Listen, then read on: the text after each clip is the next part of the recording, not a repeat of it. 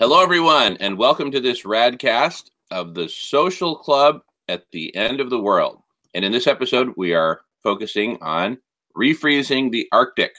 Good morning, everyone. We got Adam in Olympia, Washington. We got Dan in Chicago. We got Michael in the south of France. And we got my dear sister, Hurricane Victoria, coming at us from Oklahoma. Welcome, everyone. I'm going to go on mute so everyone can say good morning.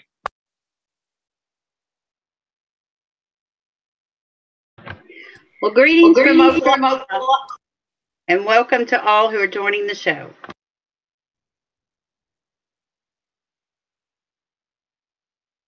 Yeah, this is Dan in Chicago. Glad to be here at the Social Club at the End of the World, and ready to go. And this is Adam Soul in Seattle, Washington right now, and I'm just going to kind of sit back and listen most part. Thanks. And I'm Michael here in the south of France. All right, beautiful.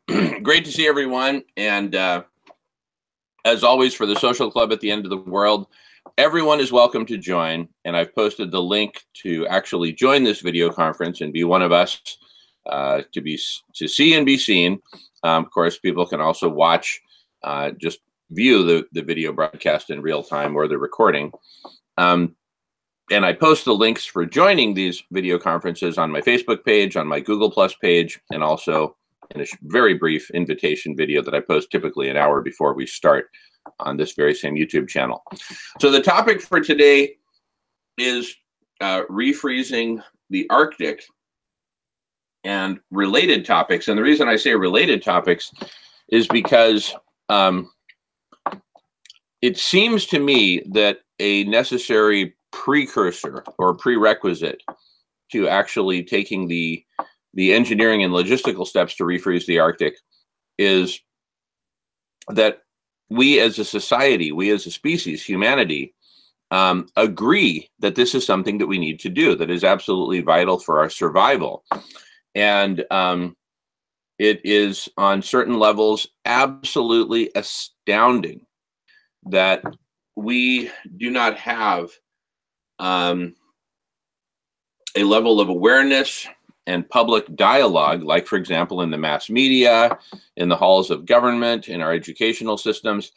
We do not have a culture, an awareness, and a discussion of this going on. It's like the world is out to lunch. There's a few of us who are talking about it.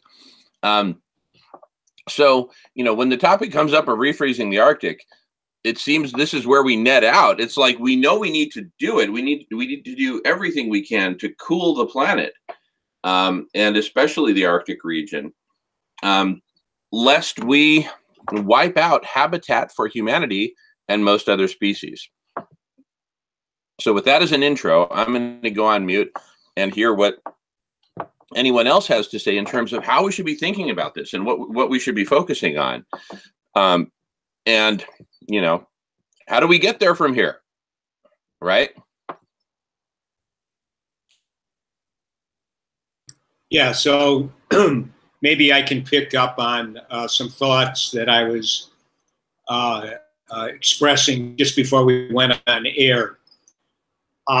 When you look at the problem of refreezing the Arctic and in conjunction with drawing down the greenhouse gases out of the atmosphere, because there's so much up there already that it spells disaster, whether you project that disaster's coming in a few years, a few decades, or beyond.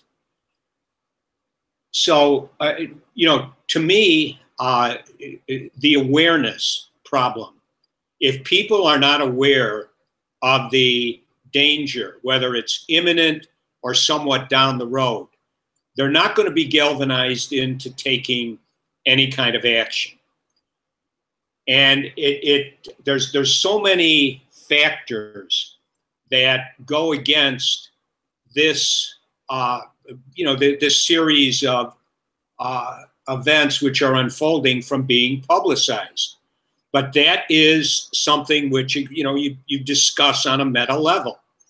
Let's be clear about all, there's not going to be that many reasons why this can't be discussed in a serious way so that the populations around the world could be aware of it. And each one of those reasons or constraints could theoretically be removed. So, one thing that is very, very problematic, I think, for those who are at least aware of, the planet's imploding. Maybe they believe there's a good deal of time to do something about it, but they're aware of it on many different levels. They need to be able to go to some source which is considered reliable and valid and see what is the average global temperature at a given point in time, and not to be confused by, somebody using a baseline to calculate how the average global temperature is increased.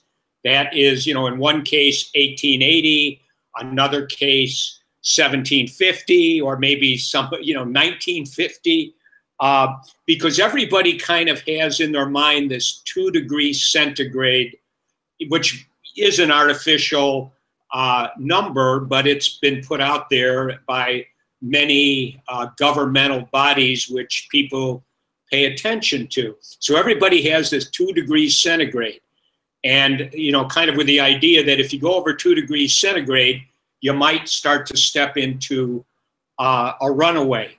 And so to have people aware of what it actually the temperature is.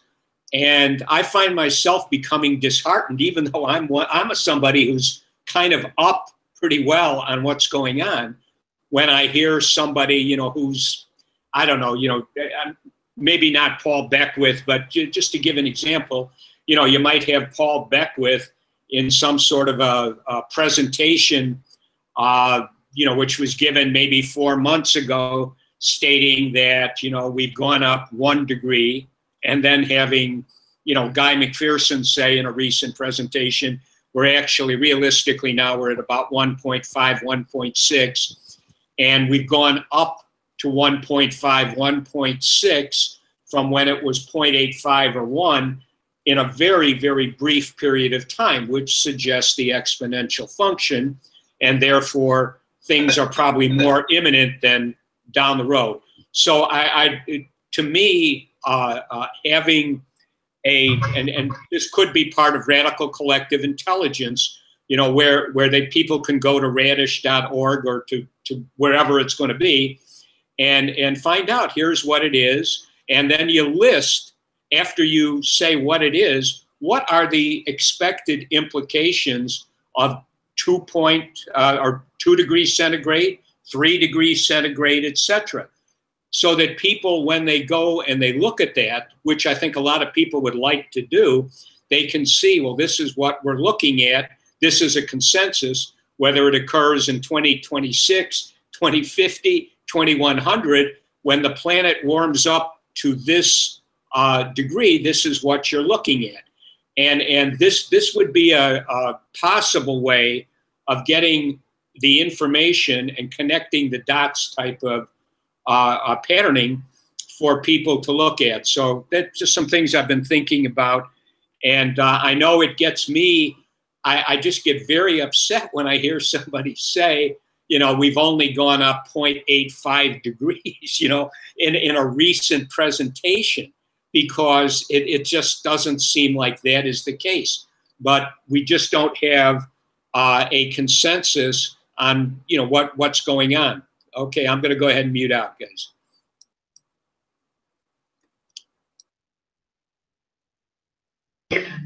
I couldn't agree more. I've been trying to, for the last month, put together a group of videos that Jamin wants for Radish, just like, okay, what's happening? The ice is melting, so what? It is so hard to come up with consensus. So, I mean, that's the thing. You've got 99%, and then you've got the shall I say, the loud ones saying, "Oh, no, no, no," and you're thinking, how could that be? I mean, it is. I know we've spoken of it many times, but it seems like it's still the education issue. But yet, I just spent about 3 days with someone very close to me in my own family, who just said, "You know what? I'm not saying this research is wrong, but I cannot think about it. I have so much going on in my life right now, and I just don't see what I can do." And so I think that's the thing that I fight, and I'd love to know your all's feelings about that.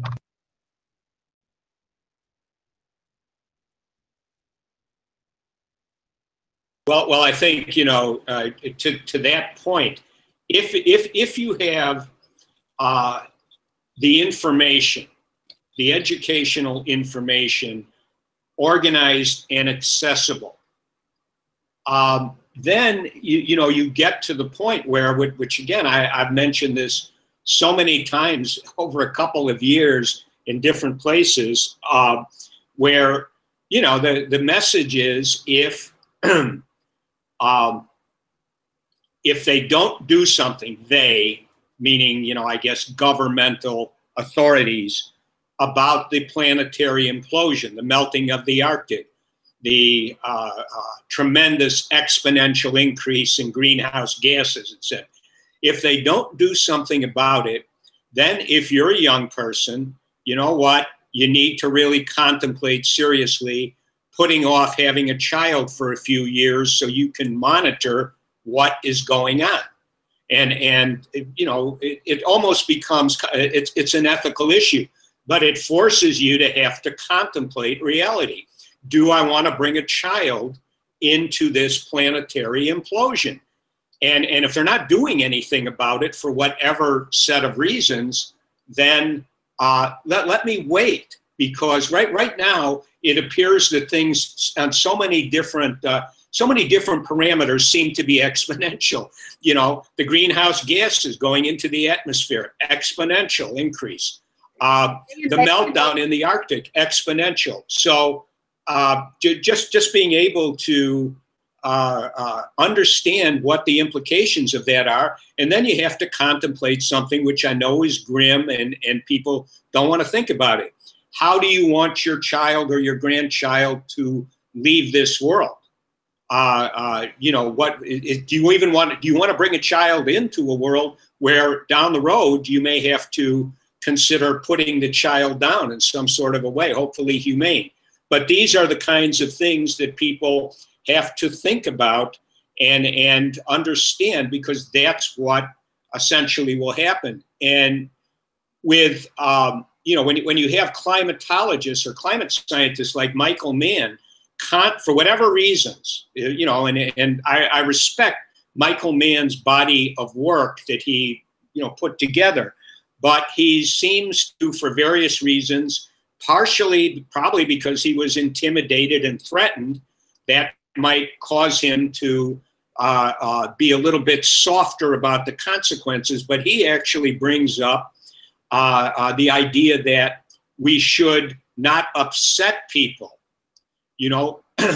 Well, if you don't get people upset, then how are you going to generate up the socio-political pressure to make the tremendous changes that are necessary to possibly prevent this? So anyway, I'm mute now.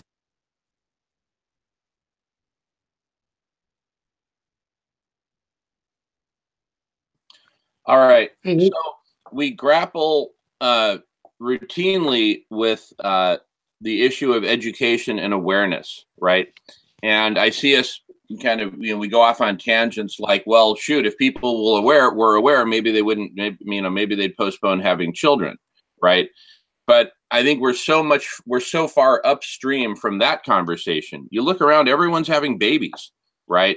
So obviously the message is not getting through. So we need to go upstream and say, all right, how do we get the population to grasp what is going on and that there is something we can do about it? I have some very definite thoughts on that. But I'd really like us to focus on, actual strategies to get people aware, awake, and in action, taking positive action to do something about this.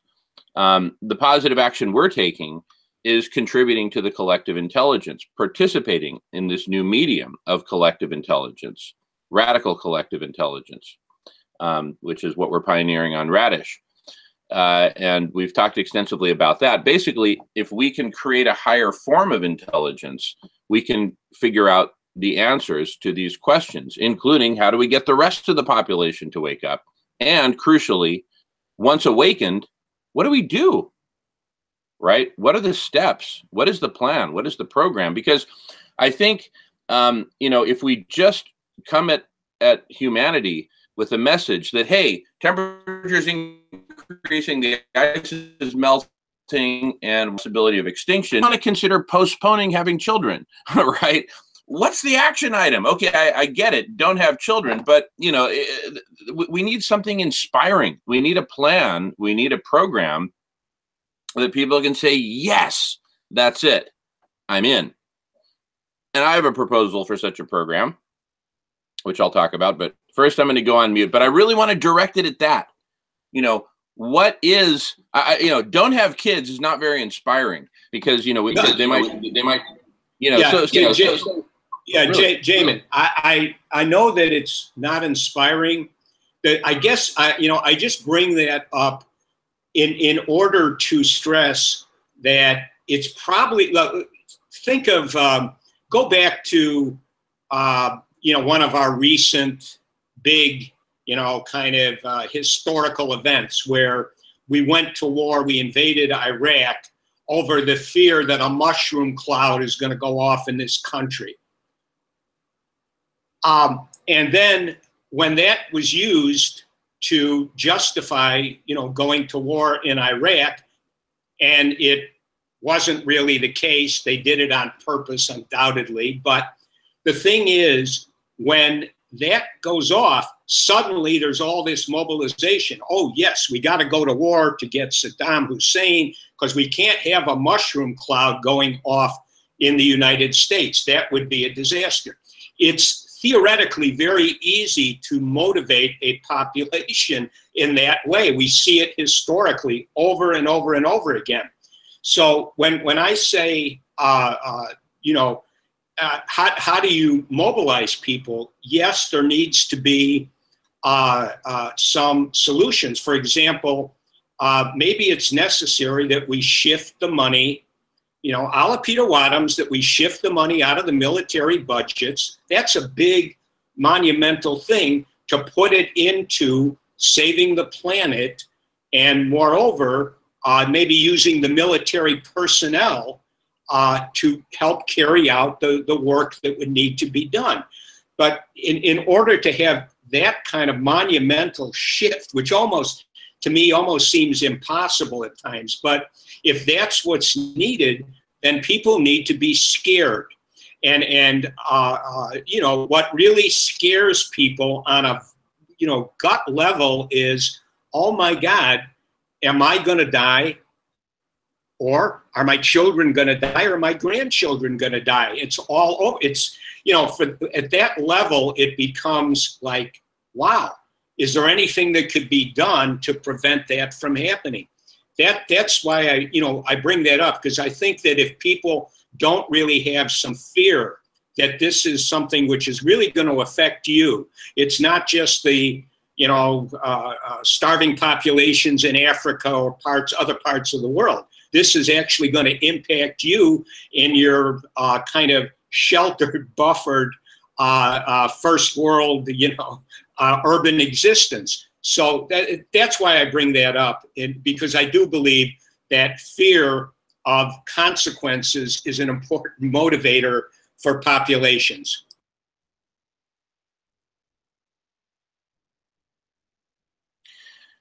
Well, I think the Iraq War is a good example, because you had fear combined with an action item. Now, in the case of the Iraq War, the fear was manufactured; it wasn't real, and the action item was based on corruption. A bunch of folks, including Dick Cheney, wanting to become fabulously wealthy over the opportunity of invading another country.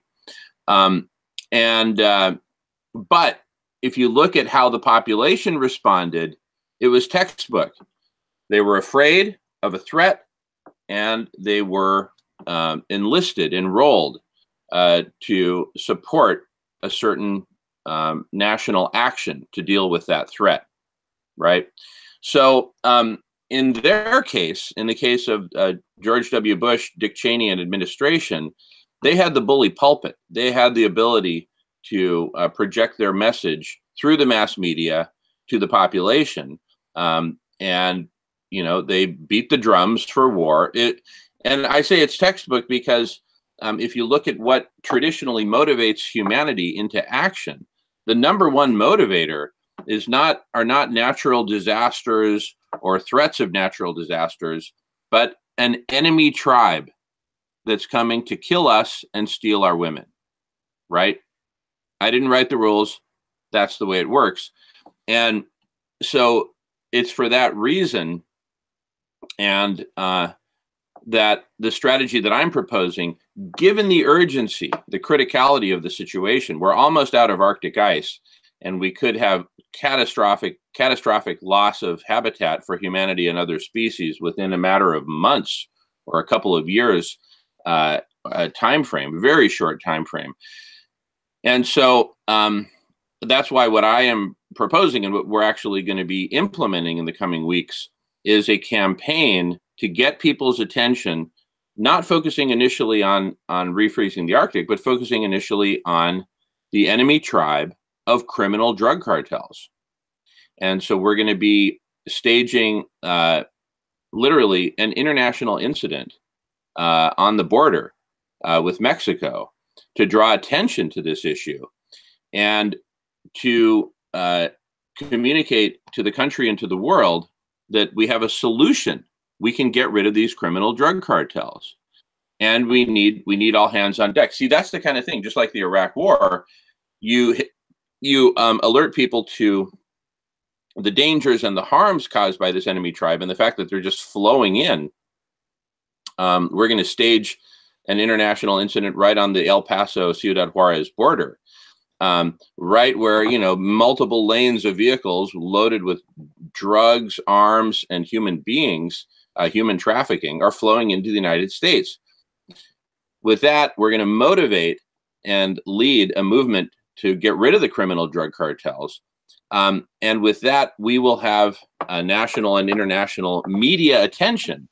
And with that media attention, we redirect people's attentions to the greater threats of organized crime, including organized crimes against Mother Earth, and put in that frame where people can say, okay, wow, there are organized crimes happening against Mother Earth that are going to be killing us, that are killing us, and will continue to kill us unless we stop this enemy tribe that's committing these organized crimes.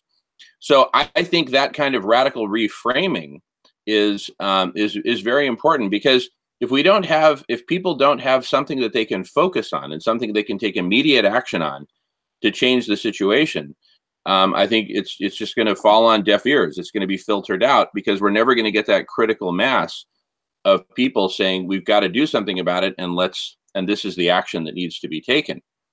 So you know, the movement to rid the world of criminal drug cartels is, for me, sort of an on-ramp onto this new path of getting the world focused on organized crime and the need to eliminate these organized crimes, including organized crimes against Mother Earth, like the overheating of the planet, the oil and gas industry, and all the various industries and activities that are causing the death of Mother Earth and the death of life on Earth.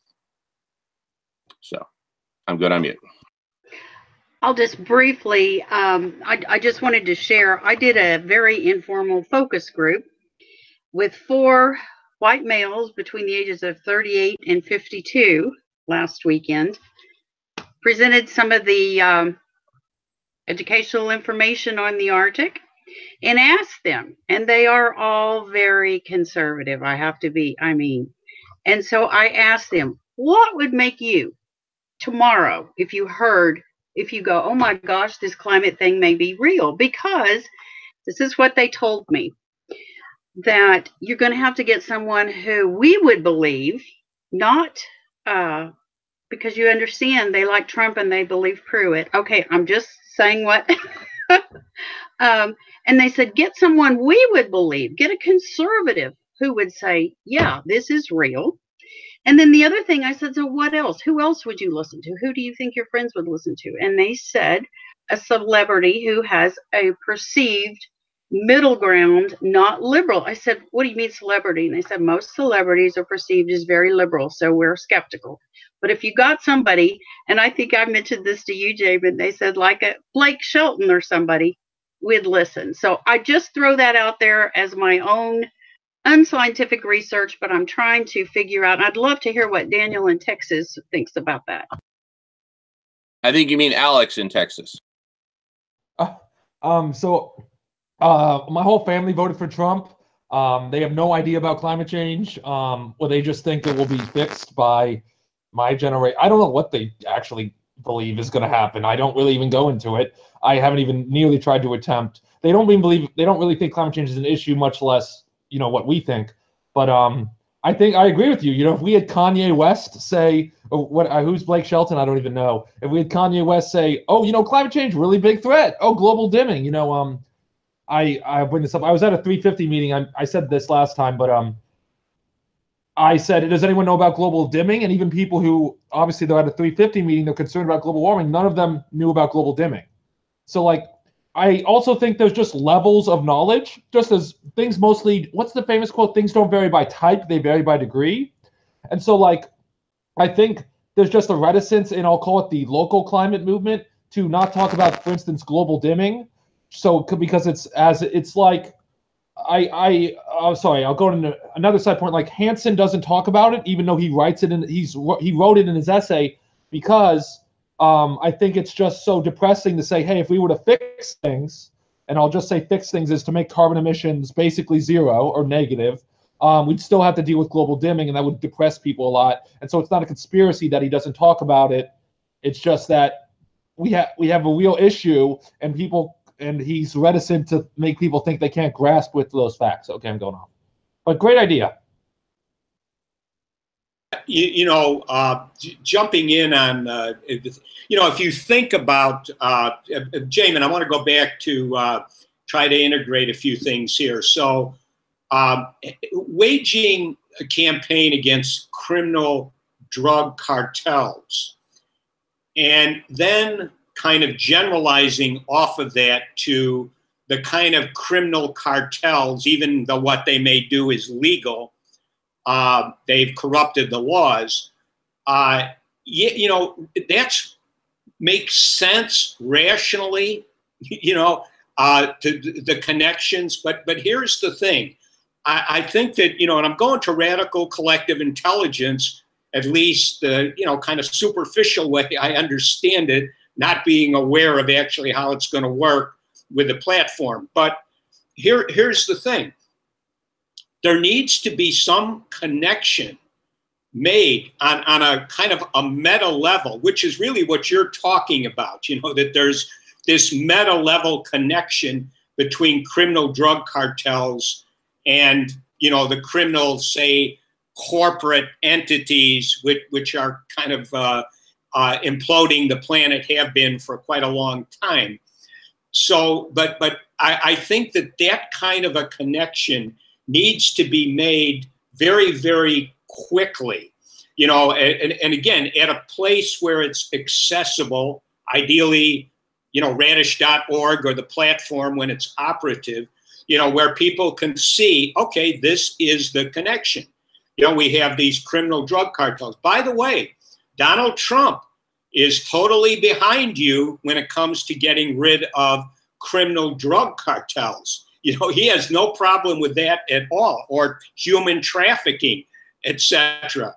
But where he has a problem is he can't make that leap, and he has no interest in doing it, to where he sees the other stuff. He's a person, like a lot of people, who are basically believe there isn't a problem, or if there is a problem, we have lots of time to deal with it.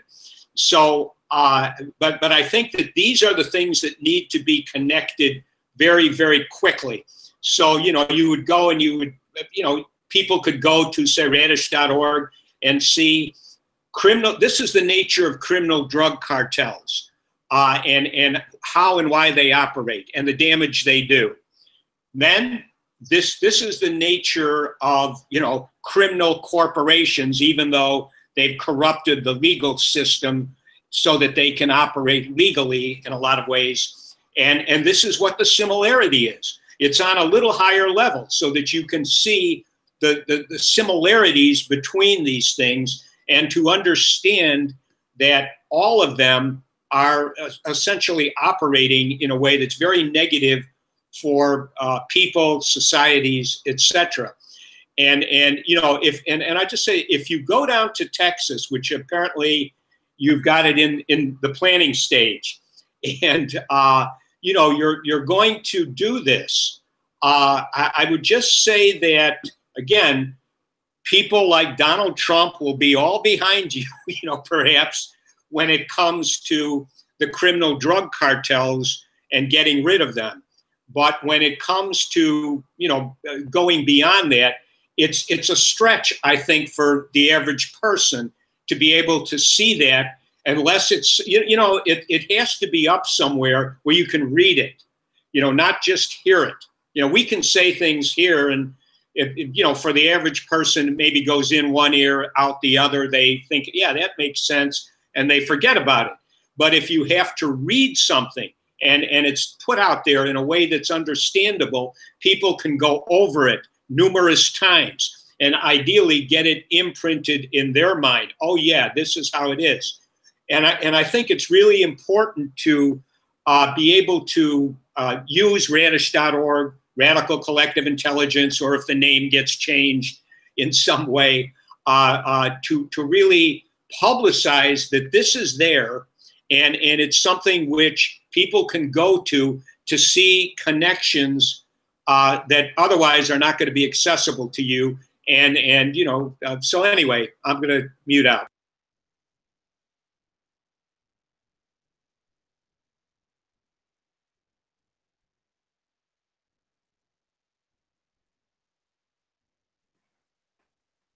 All righty. Well, to be clear, the strategy that we're pursuing, and we'll be first working our way down the West Coast from Whidbey Island through Seattle, Olympia, Washington, Portland, Oregon. We're going to stage an event right on the border between the state of Washington and the state of Oregon, right? Saying criminal drug cartels out of the state of Washington. I mean, what's the implication? Are they flowing in from Oregon? Well, yes, they are. And so, it's stuff that's very provocative that gets people thinking and gets people talking. Why? Because the focus is an enemy tribe that's destroying us, right? So with that, the whole point of all this, of the whole criminal drug cartel campaign, is to get massive media coverage. And once we have the cameras pointing at us and we're in conversation, on Fox News with Sean Hannity, on CNN, on NPR, you name the outlet, you name the medium, we will get the whole conversation out there. Look, this is part of there's three parts of this conversation: getting rid of criminal drug cartels, getting rid of all forms of organized crime, including organized crimes against Mother Earth. They're all urgent. And what we basically need to do is mobilize the population. So we're going to get a whole bunch of people participating in this movement to topple the criminal drug cartels.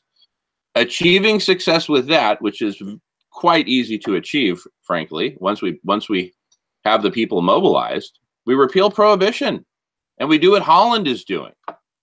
Their heroin use and addiction rates in Holland have plummeted, and with them out are going the cartels. Holland and Switzerland have been very successful at this. So we have very successful models for how to get rid of the criminal drug cartels. We need to force the issue with an international incident, get Mexico, the United States, and many other countries talking about this openly in the media. And we'll be leading this movement in the United States to get rid of criminal drug cartels. I'll be on camera a lot. And we'll be able to get the message out, and people will listen. See, think about it. all of us are here because we heard the message and we heard that there's a group of people out there that are actually doing something about this. At least talking about it is the first step to determine what needs to be done. So we are making progress right here and now. It's just not fast enough. Instead of, you know, dozens of us, we need millions of us. And the way to get millions is through the mass media. And the way to get the mass media is to stage an international incident. It's that simple. And take on these violent, bloody, extremely destructive criminal drug cartels who nobody wants. They're everyone's enemy. And yet no one's doing anything about it. So it's a golden opportunity. They're Humpty Dumpty on top of a wall. We're going to topple the wall of prohibition, not build a wall, but topple a wall. And as we do that, we'll eliminate the drug cartels. We'll take away the market. Hey, Jamin, like additional thought on that particular topic. And I remember when you were talking about this sometime in the past, and to me, here's something that needs to be connected. If you're going to, it sounds like you've got a plan. You've kind of, the way I talk about things, you've made a decision to do it. And so, it's coming in some form. Now, but the thing to me that is really important is that drugs, and there are many different associations that people have with drugs. And when you talk about legalizing drugs, which is probably something that would be very, very helpful in many ways. But there's going to be problems with that, where people are going to be, like Donald Trump, for example. Why is he against criminal drug cartels coming up south of the border with drugs? Because he doesn't like criminal drug cartels because they're delivering drugs. And Donald Trump is very anti-drug, as is his Attorney General Sessions. And so that's something which is going to come up. It can be thought about in advance.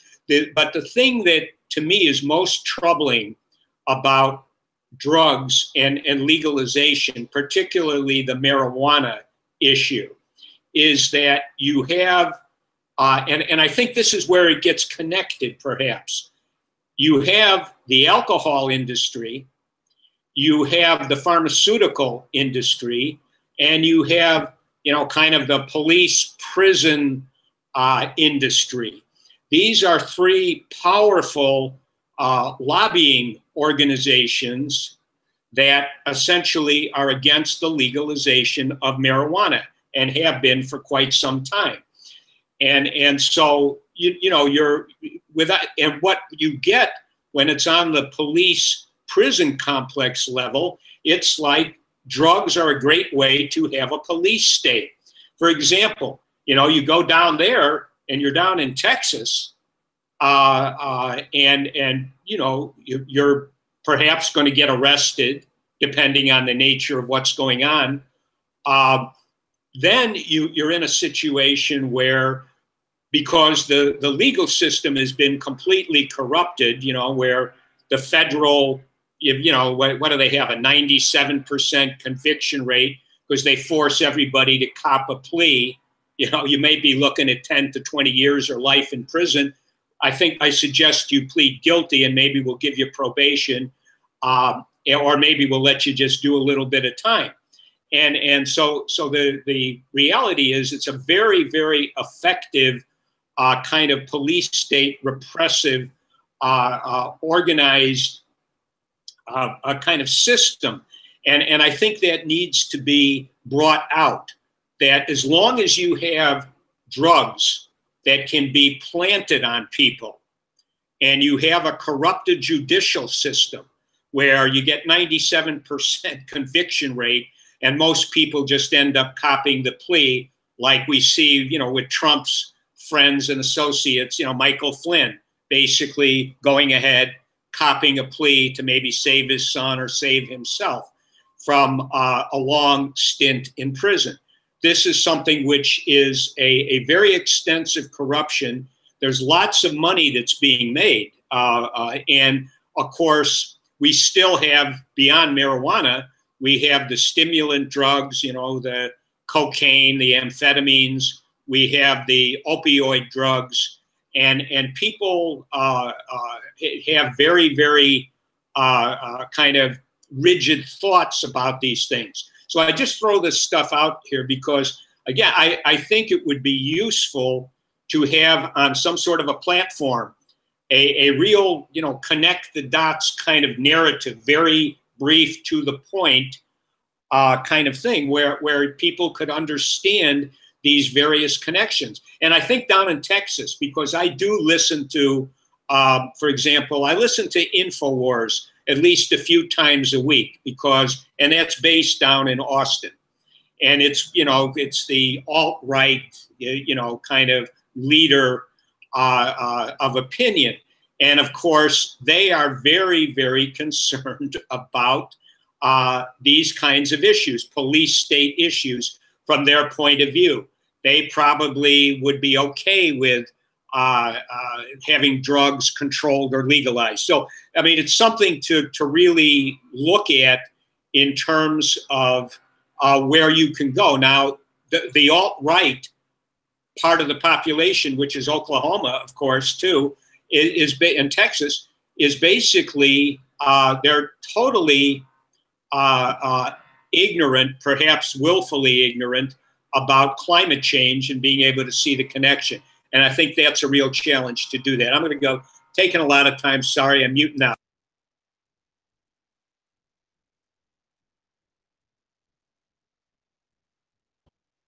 I think that's a great point. I live where Mr. Jones lives. I went to Alex Jones is an interesting character. Anyway, I don't know. You just ended with him, so now he's in my mind. But I think a lot of the things he does is just for the money. If you watch the InfoWars, he's constantly selling those supplements. He's constantly selling the products he does. But I think Alex Jones is an interesting character in that he's changed. He used to not be completely sold out, and now I think he's completely sold out. But as for, yes, Jamin going down and educating people on the drug cartels, I think it's really good. I think the big problem with climate change, I was telling somebody the other day, we were talking, and then after a little while I said kind of a crazy thing. I said, we need to have an environmental 9/11. And she said, like, oh, that's already happening. And I was like, yes, I agree. But like, in terms of like, when 9/11 happened, we had a bad guy. Now, whether we actually did the right thing and fought the bad guy or actually corrected the situation is totally up for grabs. But the whole nation was galvanized to fight this enemy or declare a war on terror. And I would love to declare a war on the climate or the war on the earth.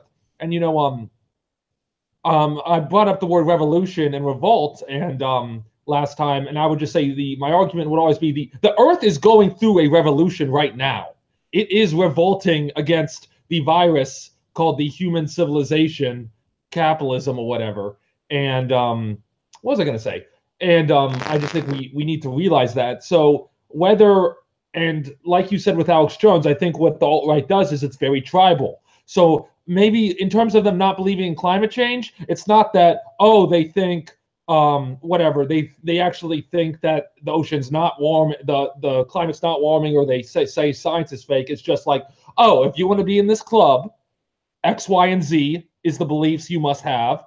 And belief A is don't believe in climate, whatever. Belief B is believe Trump's the best. You get it. So it's very tribal. And so I think the action, the antidote to despair is action. And like, I don't know what we can do. And I personally just take personal action in my life, not because I think it will fix anything, but because I just need to feel better about this situation.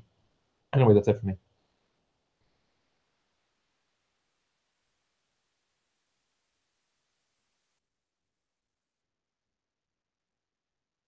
Well, Jamin, when you go down in Texas, maybe part of the publicity to reach, I guess I would say the Trump supporting population, you might be able to get interviewed on InfoWars. because I mean, again, it's a very popular site, as they like to describe themselves, the tip of the spear.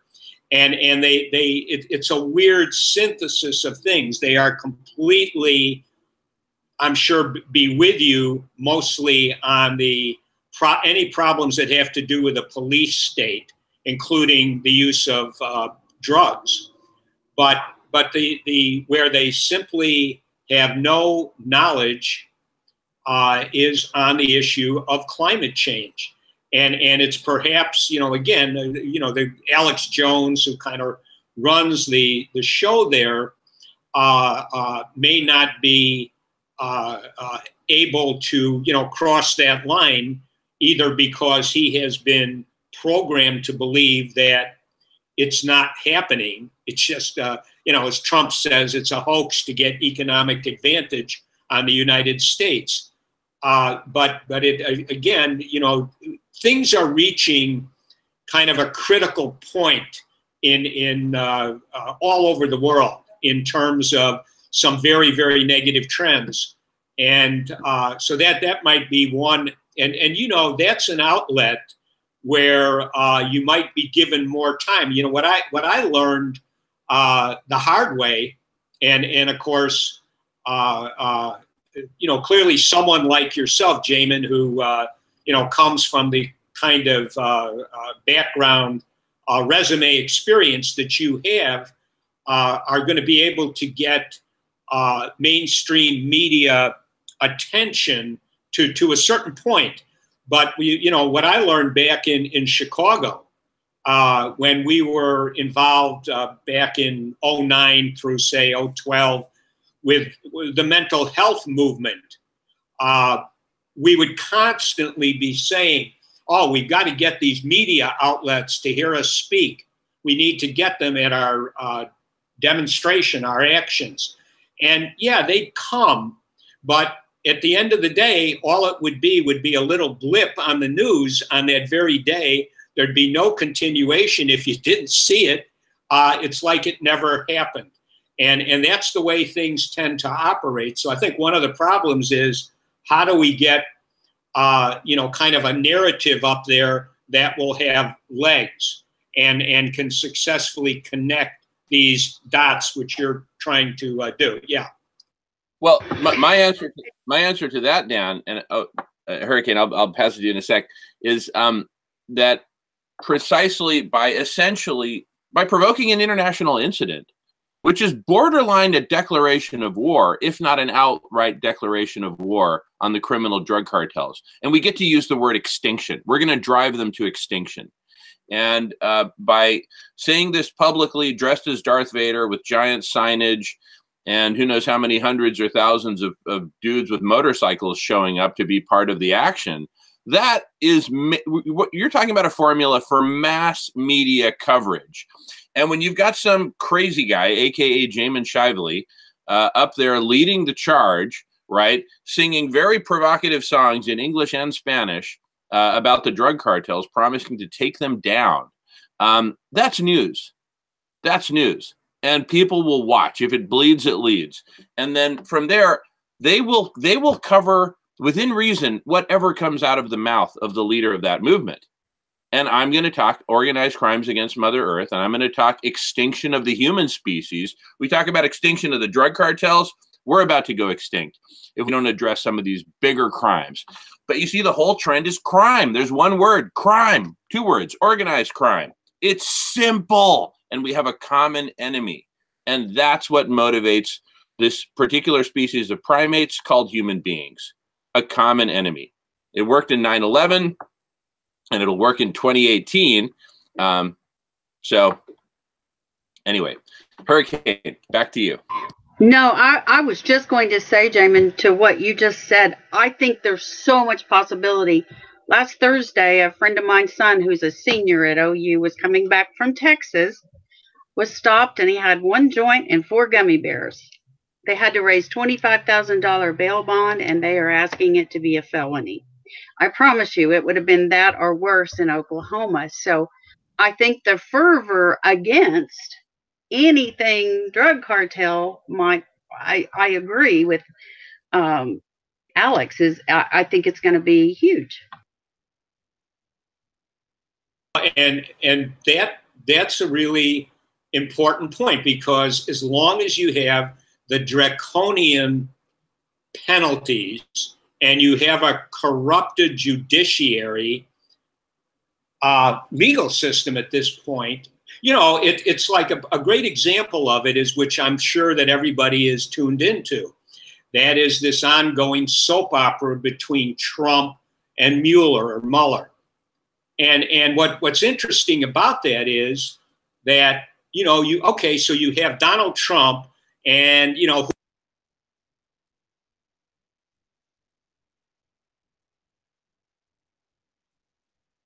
Hey, Dan, you're muted. You're muted, Dan. We can't hear you. Oh, sorry about that. Well, let me go back. You know what I'm talking about is, if you look at what Victoria just brought up, a real important point, which people who live in big cities and near poverty areas are very familiar with. Getting arrested for possession of drugs, sometimes just planted on them for various reasons. And then looking at the draconian system, they get people to, you know, cop pleas. I'm guilty. Even though I might not be guilty, I'm going to say I am so that you don't send me up to prison for a long stint of time. And what we see going on with the soap opera between Donald Trump and Mueller, Robert Mueller, is it's an interesting one, because it, on the one hand, it highlights Trump and the fact that he and many of his associates have probably been involved in money laundering, etc., these white collar crimes, you know, kind of the psychopathic stuff. But we also have Mueller. And, you know, with people saying, you know, he's a straight shooter, he's, you know, the guy on the white horse coming to get the bad guy, Trump. But the reality is that Mueller himself is kind of a bad guy. He is using the corrupted legal system to perhaps get, as, you know, people to say, oh, Trump did this or Trump did that, in whether it's true or not, in order to get Trump, and for those individuals to save themselves from long prison sentences for certain kinds of, you know, probably white collar crimes. And that's a misuse of the legal system, but they have it set up that way. Most people are not totally aware of how corrupted the legal system has become over years. And the forces, I believe the drug laws are a huge, huge benefit to people who are interested in controlling the population. And that really needs to be brought out. Who wants to live in a police state where you can get convicted of possession of a drug like, let's say, marijuana, and then be looking at years in prison and know that the conviction rate, whether it's, I'm saying 97%, I don't know if that's exact, but it's up there. This is something which needs to be removed. And you know, again, as long as you have this way of intimidating people and being able to have them look at long prison sentences, we have a situation where people are going to be afraid. You know, they're going to be afraid of saying things and acting, and they can be easily threatened, like I brought up before. Oh, maybe you yourself, it would be hard to get you convicted of drug use or drug possession, but what about your children? You know, your college kids or that. Yep. We can take care of them. Okay, I'm signing off. Okay, it's 11:02 Pacific time, so we need to wrap this one, and I'll be launching the next one, which is a new story for humanity and related topics. So when I launch that, I just want everyone to know that'll go for 2 hours, maybe even longer. It'll be one long continuous one. So the next one is a 2 hour or 2 hour plus segment on a new story for humanity. Hurricane, I see you're signing off. I know you got places to go and people to see. I really appreciate your journey. Good to see all of you. I'll see you next week. Look forward to it, sister. Thank you so much, Victoria.